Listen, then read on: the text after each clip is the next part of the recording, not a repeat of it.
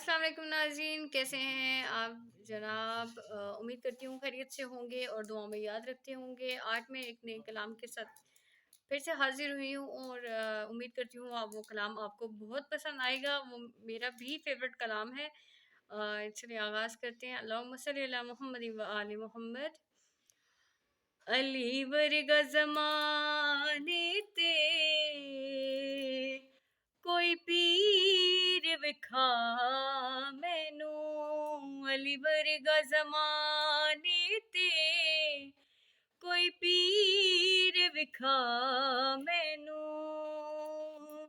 अली बाज मुहम्मद दा, अली बाज मुहम्मद दा कोई वीर विखा मैनू।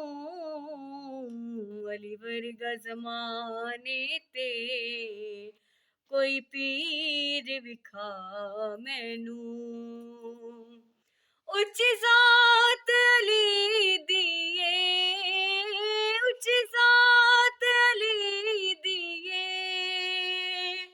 कायनात अली दिए, कायनात अली दिए। अली जितन किसे दीवी, अली जितन किसे दीवी। जागीर विखा मैनू। अली वर्गा ज़माने ते कोई पीर विखा मैनू। एदा हथ यदुल्लाए, एदा हथ यदुल्लाए, चेहरा वजहुल्लाए, चेहरा वजहुल्लाए। एदी सूरत जई कोई, एदी सूरत जई कोई, तस्वीर विखा मैनू। अली वर्गा ज़माने ते कोई पीर विखा मैनू।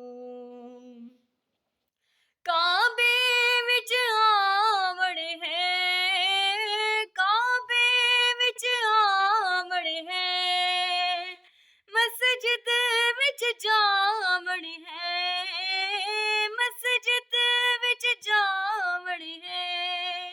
अली वर्गी किसे दीवी, अली वर्गी किसे दीवी।